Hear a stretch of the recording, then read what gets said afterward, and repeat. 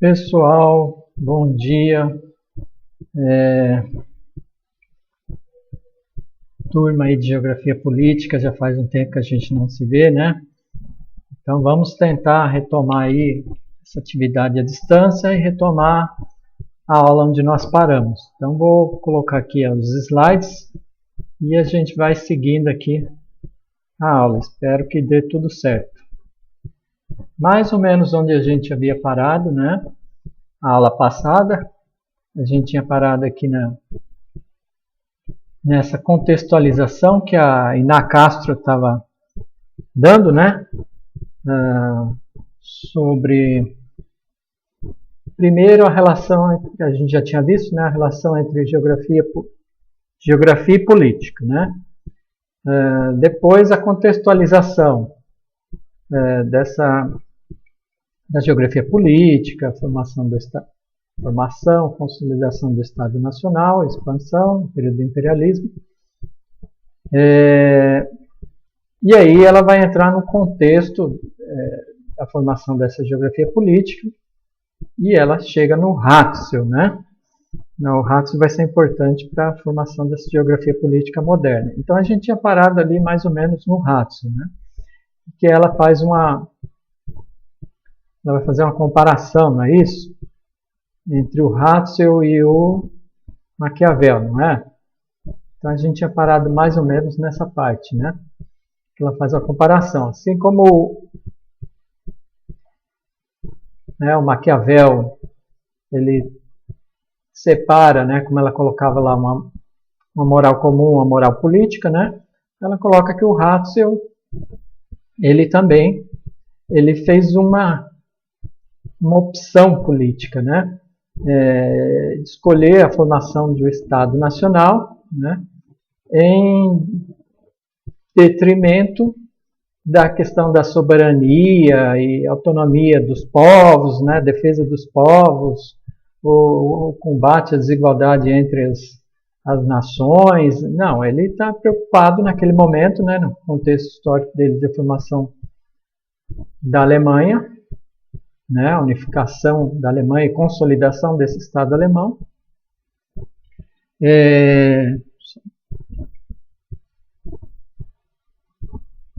Desse Estado alemão, né? Agora a transparência ficou melhor, né?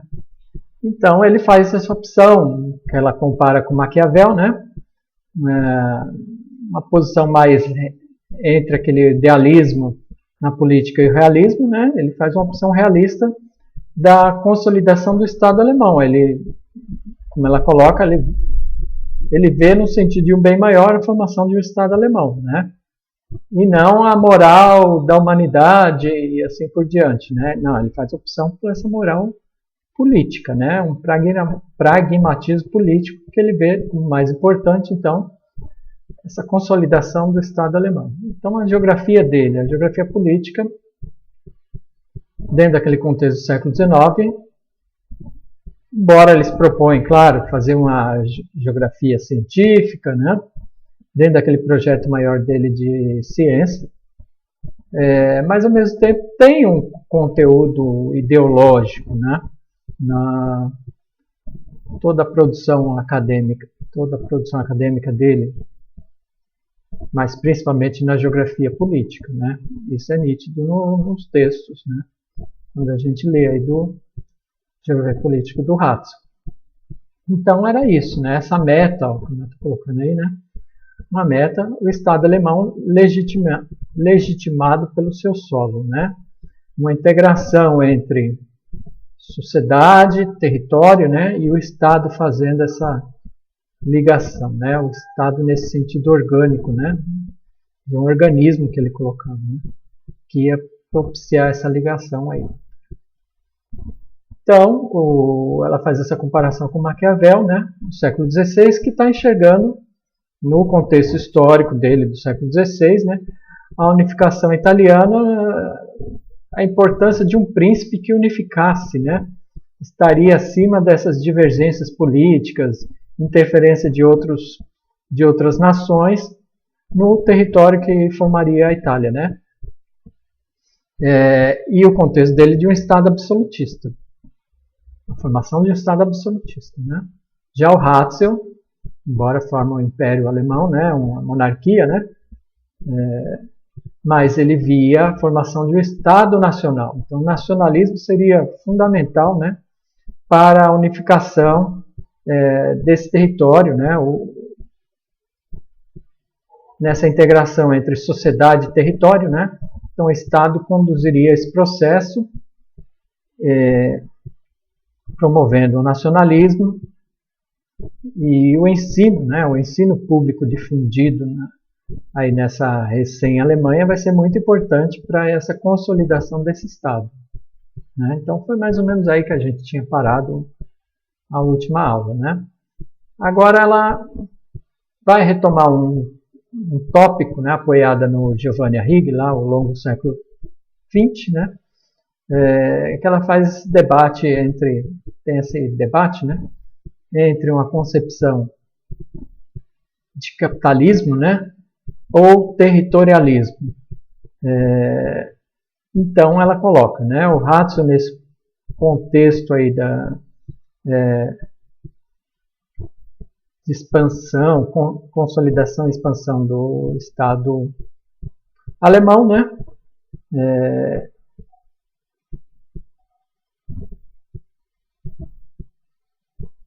vamos voltar um pouquinho, né, ela coloca o seguinte sobre o Arrighi, né, uma questão importante, depois a gente retoma o Ratzel. Por que a Europa, né, a Europa como antes dessa expansão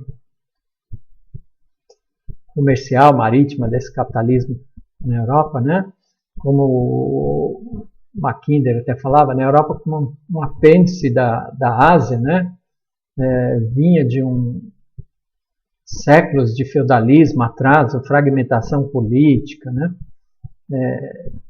miséria, epidemias durante alguns períodos.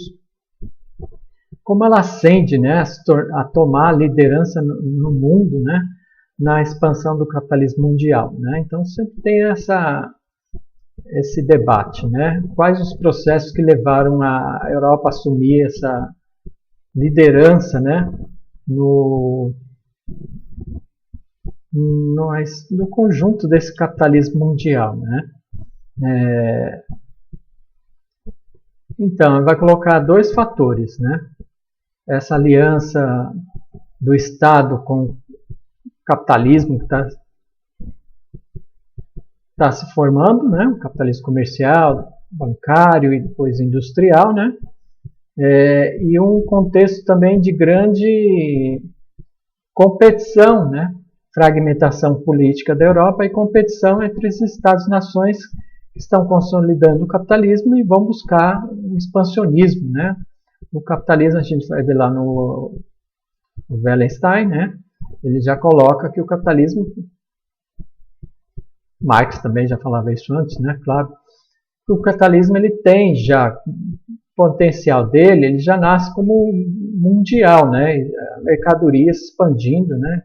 A economia num contexto do mercado mundial, projetando o mercado mundial, né?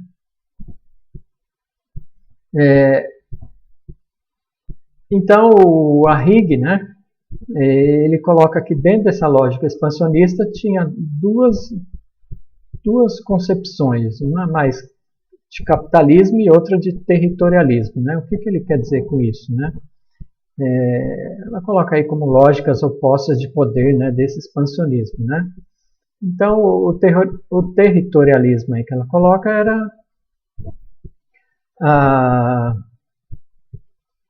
assim, esses países expansionistas buscarem territórios, que os territórios significariam recursos naturais, população, mais mercado, né, para suas mercadorias, e integração dessas áreas à sua economia nacional de alguma forma. Né. Enquanto a lógica capitalista de expansão buscava não necessariamente o território, mas o controle econômico sobre essas áreas, a influência econômica, né, sobre essas áreas, expansão de capitais, né, a transferência de capitais para essa área, tornando essa área, então, dependente, né, desse país aí. Então, havia essas duas lógicas, né? A gente pode ver essa lógica de uma forma mais clara, o territorialismo no período do colonialismo, né? Que o território tinha essa importância muito grande, né, nesse momento. E depois vinha a ocupação, a exploração, a descoberta dos recursos nesses territórios. Então eles davam importância maior pelo território e depois vinha a exploração econômica, né, o crescimento econômico a partir daquela base territorial conquistada. Já essa lógica capitalista não é necessariamente o domínio territorial, né, mas o domínio econômico, financeiro sobre essas áreas, né, não necessitaria o controle territorial direto. E aí a gente vê essa lógica mais do capitalismo nessa fase aí desse imperialismo do final do século XIX, que é uma expansão territorial, mas é principalmente uma expansão de exportação dos produtos industrializados, de infraestrutura para os países ocupados e de principalmente capital financeiro, né, que é a fase ali que o Lenin coloca como a fase superior do capitalismo, né, como é que ele colocava também?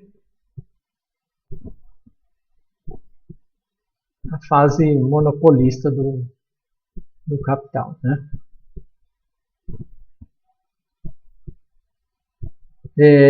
Então, Hatzel, ele vai, nesse contexto aí europeu, aí coloca aí de liderança na expansão desse capitalismo mundial, né? E a Alemanha, como atrasou esse processo de formação, então ele vai defender, construir, né?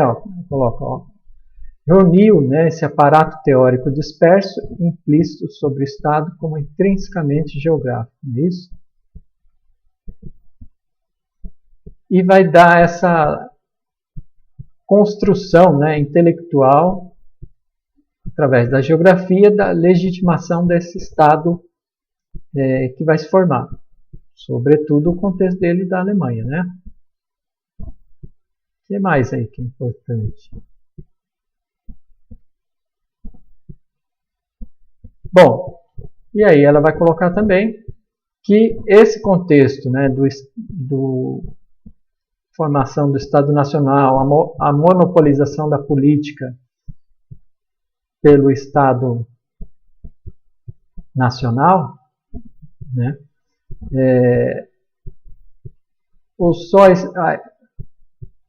essa geografia política limitada a essa escala de análise do Estado Nacional não atende mais nesse contexto atual do século XXI, né? Isso não quer dizer que o Estado Nacional deve ser abolido aí das abordagens, né? Mas, quer dizer, hoje a gente vê o estudo, né, do poder além do limite da escala do Estado, né? Então envolve as outras escalas. E a geografia política clássica ela ficou muito restrita a essa escala do Estado Nacional, né?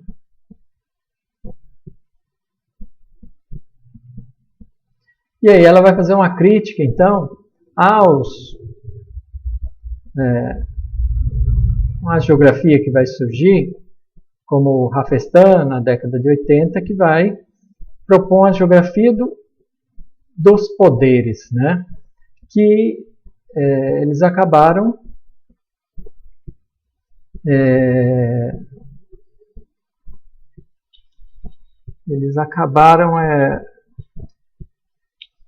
desconsiderando, né, deixando bem em segundo plano, né, a escala do Estado Nacional na análise da geografia política, né? E ela coloca que não pode ser assim também abolida da análise das relações de poder o Estado Nacional. Há uma transformação grande, né, sobre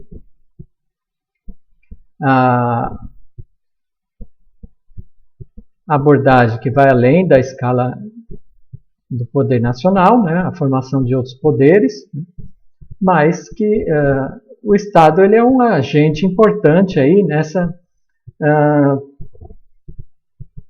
transição, né, entre o poder global, o poder local, né? Então o Estado tem esse papel ainda importante, né? Não dá para desconsiderar, né, o Estado nacional.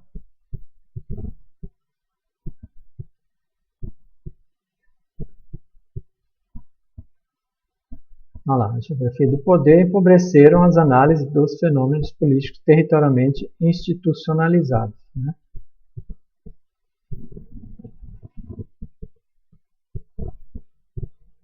Então, é claro que tem outras, né, além do Estado Nacional. Então, hoje a gente vê uma complexidade maior de poderes aí, né?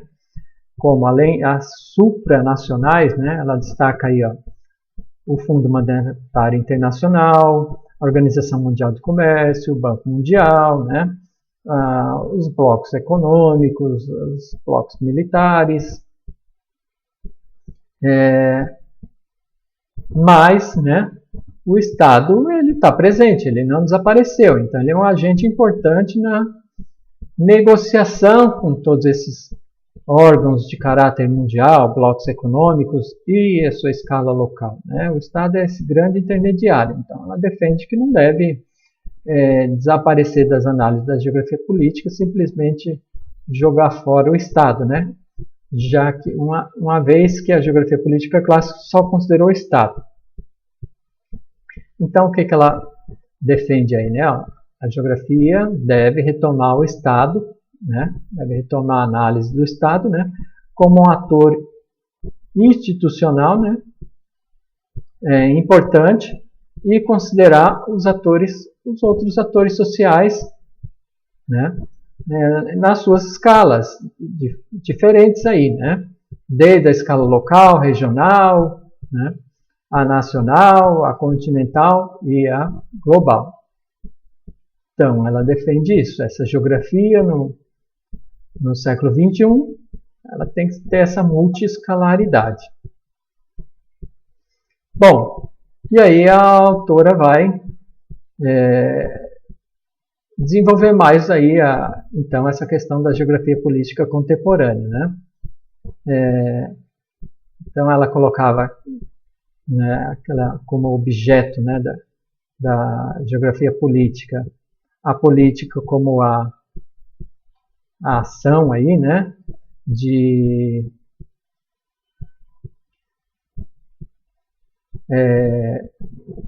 organizar os interesses colocados, os diversos interesses da sociedade colocados, né, e acaba, no final, os interesses da classe dominante se impondo sobre as outras classes, né? E aí isso resulta o território como uma base material e imaterial, onde esses arranjos aí eles vão se ganhar uma base espacial, né? Um território, de alguma forma, né? Então ela vê o objeto da geografia política mais ou menos, né, que ela defende aí ao longo do texto dessa forma, né? Então ela fala que tudo bem, isso é um campo simples, essa definição é simples, né? Fazer essa definição, a relação entre a política e o território. O difícil, né, como ela coloca aí, a complexidade atual dos atores individuais e institucionais, né? Então você tem uma diversidade, né, de agentes, né, individuais, coletivos, né, institucionais, que têm uma territorialidade, né, assumem um território de alguma forma, né, tem uma espacialidade. Como intercalar, entender a projeção dessas escalas, né? E aí ela coloca uma questão importante, ó. Então, Uma sociedade, ó, pode existir em múltiplas escalas hoje, né? Como as redes, né, estão colocadas aí. Como se formam, então, esses territórios dentro dessas escalas diversas, múltiplas, que os limites não necessariamente estão ali bem demarcados, né? Formar territórios. E já que o território ele pressupõe uma certa estabilidade, uma duração também, né? Assim como as instituições se institucionalizam essas ações políticas, né? Se institucionalizam sobre um território. Então, esse território ele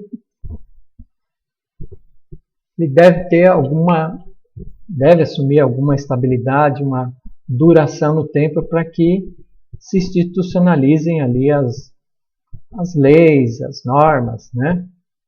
Dentro daquela sociedade. Então, essa é a dificuldade, porque os territórios eles também assumem esse face mais volátil, né? Flexível. E a política ela pressupõe territórios, né, que tem uma certa duração, uma estabilidade para que aquela política ela se institucionalize, né? Organize lá os interesses diferentes dessa sociedade, né? Então,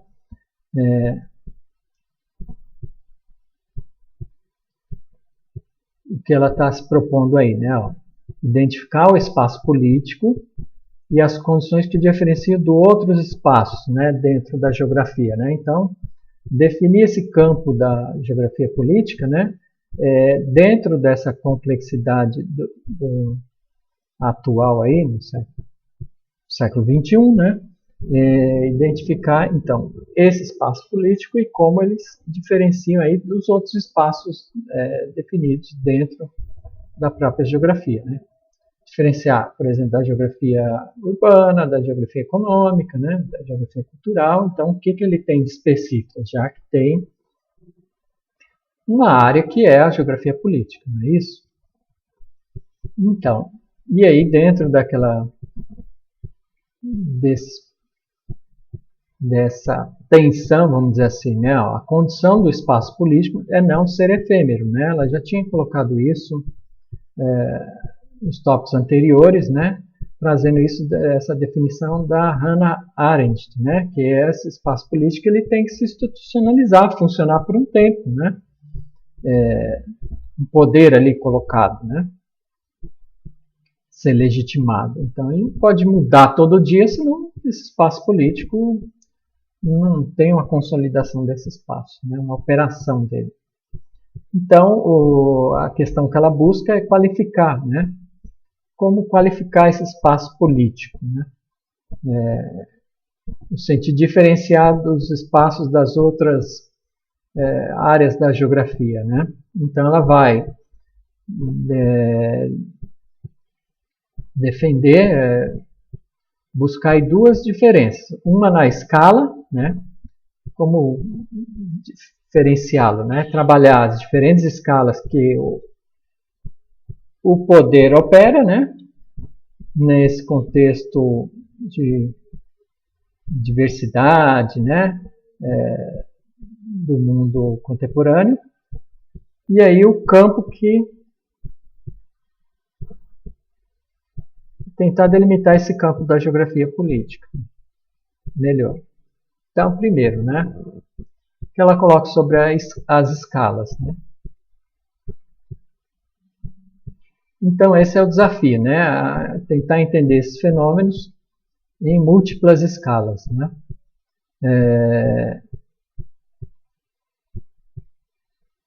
E atualmente se coloca essa escala mais ampla, né? Se consolidou já há um tempo a escala da globalização, né? Então, desde a escala local até a escala da globalização. E a globalização vai propor um modelo, né, explicativo que seja mais abrangente, né? E aí, Então, ela vai colocar, né, essa discussão da globalização na geografia política, né? A geografia política ela vinha daquele, né, tentar se desvencilhar da geografia política clássica que teve como análise das relações de poder a escala só do Estado Nacional, né? As relações entre os Estados nacionais, as disputas entre os Estados nacionais, né? Então ela fala, até se desvencilhar, né, da questão geopolítica, dos uniformes nazistas, né, que a geografia política trouxe ali até a Segunda Guerra Mundial. E aí a gente viu também parte sobre isso, né, como a geografia política, a geopolítica e a própria geografia política, ela ficou meio discriminada, né, naquele momento. Então ela coloca aí lá após a Segunda Guerra, né, esse meio que ostracismo aí da geografia política, né, ela vai estar já pronta para assumir, né, uma nova concepção a partir mais para a década de 80, né, esse debate sobre a globalização, né, as relações de poder na globalização. Então ela ganha uma escala mais ampla além do Estado Nacional. E a base dessa teoria aí, né, que vai tomar como escala principal a globalização, ela indica aí que é a teoria do sistema mundo do Immanuel Wallenstein, né? Olha lá, situa o Estado e as políticas locais no contexto das determinações globais, né? Então, e aí vem pelo contexto, né, tomar a escala vem pelo contexto uma visão, né, a teoria do sistema mundo, uma visão do mais economicista, né? Wallenstein é marxista, né? Como ela coloca aí, traz essa visão da reprodução ampliada do capital no comando da globalização, né? Então a base, né, do Wallenstein do sistema mundo é a reprodução econômica, né? Tem aqui um trechinho, pessoal, peguei aqui sobre a definição do sistema mundo, né? Olha lá. O mundo em que estamos vivendo agora, o mundo moderno, o moderno sistema mundo, teve suas origens no século XVI. Esse sistema mundo foi então localizado em apenas uma parte do globo, principalmente em partes da Europa e das Américas. Ele expandiu ao longo do tempo para cobrir todo o globo, e sempre foi uma economia mundo. E sempre foi a economia mundo capitalista. O que se entende por economia mundo, né, o Brodel de economia monde, né, é uma zona geográfica grande dentro do qual existe uma divisão do trabalho e, portanto, troca interna significativa de bens básicos ou essenciais, bem como fluxos de capital e trabalho. A característica definidora de uma economia mundo é que ela não é ele não é delimitado por uma estrutura política unitária. Em vez disso, há muitas unidades políticas dentro da economia mundo, frouxamente amarradas em um sistema mundo moderno, né? Então ele vê essa ascensão, né, do sistema mundial como esse sistema de estados nacionais que estão aí articulados em interação, em dinâmica, né? E claro, polarizados também, hierarquizados, né, dentro desse sistema mundo, né? Que uma ação de um Estado nacional, né, ele implica, né, em consequência na dinâmica, né, do Estado desse sistema mundo, né? Então não tem como separar o Estado nacional, ele ascende dentro desse conjunto em interação com todos esses outros Estados, né? Claro que as potências dentro desse sistema mundo têm mais poder, né? Então ele indica a divisão do trabalho, né?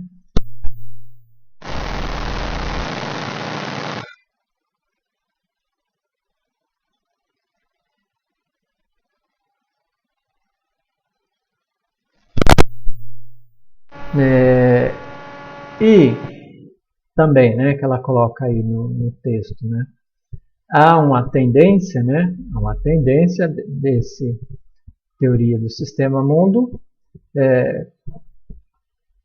considerar mais as escalas, né, a escala global em articulação e suas decorrências, né, à escala local. E a escala do Estado Nacional ele perde um pouco o poder, né? Só que ela alerta, né? Tomar a escala global como determinante resultará uma visão incompleta das outras escalas, né? Então ela faz um pouco essa crítica, né?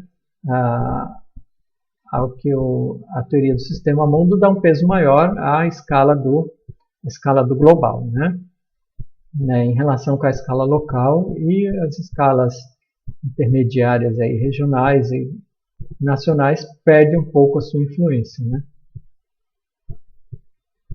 Bom, e aí delimitando o campo da geografia, né? Ela segue aí avançando aí na tentativa de definir o campo da geografia nesse contexto atual, né?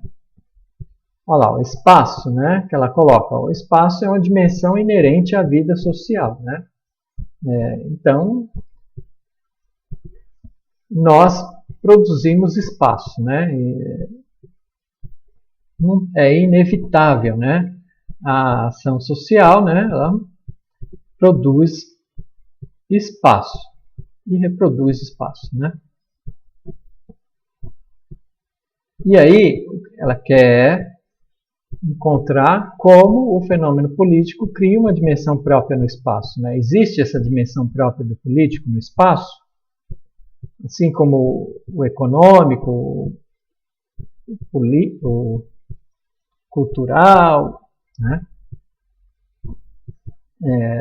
Então, qual que é essa dimensão política do espaço, né? Então, ela identifica, né? Primeiro, duas lacunas da geografia clássica, né? O Estado e o indivíduo, né? Então, por que uma lacuna que ela está identificando aí, né? Estado, a relação Estado-indivíduo na geografia clássica. A geografia política clássica, né? A geografia política clássica estudou mais a escala do Estado, né? O Estado Nacional, como Ratzel estudou, né? A escala do Estado Nacional e não considerou a população da forma assim do indivíduo como o cidadão, né? Não, o indivíduo fazia parte desse corpo, né, que era a nação e que está em vínculo com o território, né? Então o indivíduo não aparece muito, né? Um Estado, uma monarquia, né, centralizada que se forma na Alemanha, né? Então esse debate do indivíduo, né, os direitos do indivíduo não houve, né? Não houve essa revolução como houve a Revolução Francesa, né, na Alemanha, não houve essa revolução nesse sentido do indivíduo, né? Então ficou uma coisa separada, né? O Estado naquela escala, né, nacional e que tem todos os poderes sobre o indivíduo, né? Então essa relação Estado-indivíduo não houve esse debate na geografia do Ratzel, né? Não, o indivíduo aparece dentro dessa população e que vai manter o vínculo, né, a sustentação e a legitimação desse Estado nacional. E a outra lacuna que ela coloca aí, né, são os problemas advindo então dessa escala global aí que vai se tornando cada vez mais dinâmica, adensando essas relações econômicas, sociais, políticas, né, nessa escala global. Então, o problema, né, que ela identifica aí, a abrangência do campo, né, do campo da geografia política e de qualificar esse espaço político, né? Então, como ela identificou aí, né, o espaço é uma dimensão inerente à vida social, né? O campo político também é a política é inerente à vida social, ela está presente, né, entre as pessoas, os grupos, as classes, né? Não tem como separar essa ação, jogo político, né? Então, mas se a política está em todas as relações sociais, como que a geografia vai conseguir, e a geografia política, espacializar essas relações, né? Não vai ser tão simples assim, né? Delimitar esse campo da geografia política. E aí também, como qualificar esse espaço político, quer dizer, quais as características dele, o que o diferenciam, né, dos outros espaços dentro da geografia, agrária, urbana e assim por diante. O que a geografia política traz de diferente, né? Então ela fala, ó, de qualquer forma, né, a abordagem do Wallenstein sobre o sistema mundo, ela acaba sendo predominante aí nas últimas décadas na geografia política, né? E acabam configurando a agenda temática da geografia política, né? Então, o que ela coloca lá, a escala do mundo, né? Uma das dimensões necessárias, né? Mas a escala global não pode ser excluir, né, as outras escalas, né? E ela coloca lá a escala local e regional, né? Elas são importantes para a compreensão do território. E aí abandonar a escala do Estado Nacional fica uma coisa meio esquisita, né? Contraditória, dentro da concepção aí do objeto dessa geografia política, né? E aí ela traz uma definição, né? Não é só do Paulo César Costa Gomes, né? Da política, né? Olha lá, política, né? A geografia, né? Vai lidar, a política pode trabalhar essa concepção da geografia também, né? Da lógica e coerência do arranjo espacial das coisas, né?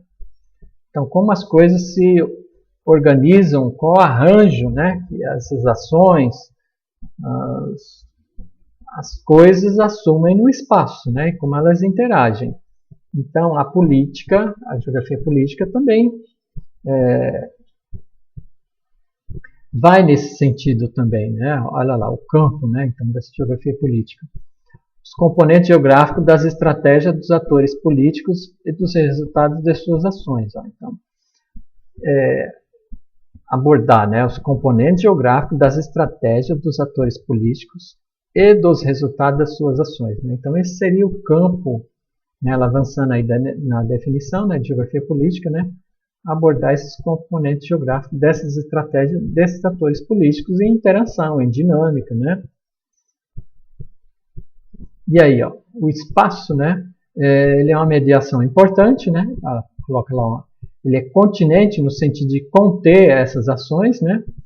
E ao mesmo tempo, ele é um resultado, né? Ele é um conteúdo dessas ações. Então, isso é importante também. Ele é um continente, então ele é um conteúdo, mas que ele também acaba condicionando da forma que esse espaço se arranja, né? As relações sociais também, né? E aí ela coloca, né? Dessa abrangência do próprio campo político, né? Aqueles dois sentidos que ela já vinha discutindo anteriormente, ó, né? Nos tópicos anteriores, os dois sentidos da política, o sentido restrito, que é aquele controlado, né, a política, a ação política controlada pelas instituições formadas pelo Estado, né, e o sentido amplo,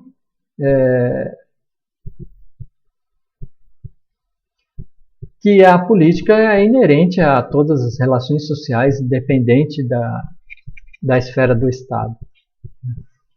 Então ela vai caindo numa questão que ela vai avançar agora, trazendo essa questão da instituição, né, e o poder instituinte. Então, a política, né, que pressupõe uma certa duração, né, no tempo e no espaço, né, ela pressupõe, então, essa ação dela se institucionaliza, né, para ganhar essa duração no tempo e no espaço. Né. Ela se consolida como leis, como normas, né, dentro de um poder ali instituído, né, sobre algum espaço. Olha lá, então, o que ela coloca lá na definição de geografia política? Ó. Cabe à geografia política identificar os modos como os fenômenos políticos se territorializam e recortam espaço significativo das relações sociais. Identificar os modos como os fenômenos políticos se territorializam, né, e recortam espaço significativo das relações sociais. Então, entender esses recortes, né, explicar esses recortes, como eles vão se transformando ao longo do tempo aí também, né, estabilizam em algum momento, mas também tem as suas transformações ao longo do tempo. Né? Então, ela vai definindo aí melhor o campo da geografia política. Né?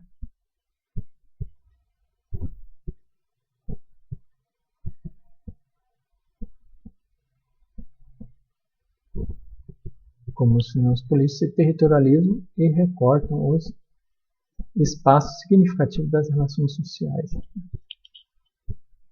que mais?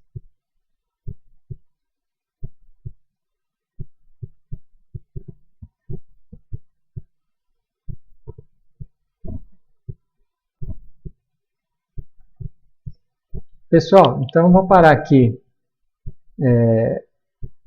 a aula nesse tópico, né? Que ela está avançando aí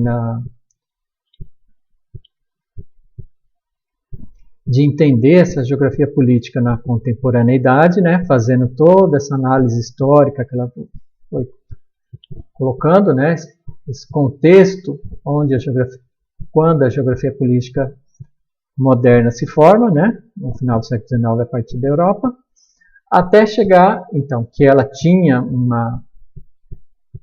uma intenção, né, junto com as outras ciências que estão se formando, a geografia política e as outras ciências, né, e que elas tinham sentido de uma funcionalidade ali naquele momento, na formação do Estado Nacional, ideológico, né, muitas vezes, né, como acho que foi o Capel que falou isso, né? Se a geografia sobreviveu, né? Deve-se muito mais à função dela ideológica e pedagógica do que à função científica, né, naquele momento. Bom, mas toda essa crítica foi sendo feita, né? Os paradigmas foram sendo estruturados, reestruturados, né? Foram avançando aí na ciência geográfica e a geografia política também, até chegar ao século XXI. Então, qual que é o sentido dessa geografia política no século XXI? É isso que ela tenta colocar, né? Essa questão é importante. Se a geografia política tinha um sentido no final do século XIX, qual que é esse sentido, né, no momento atual? Tá bom? Aí, na próxima aula, então, a gente vai retomar aí desse tópico aí onde a gente parou. Obrigado, até mais.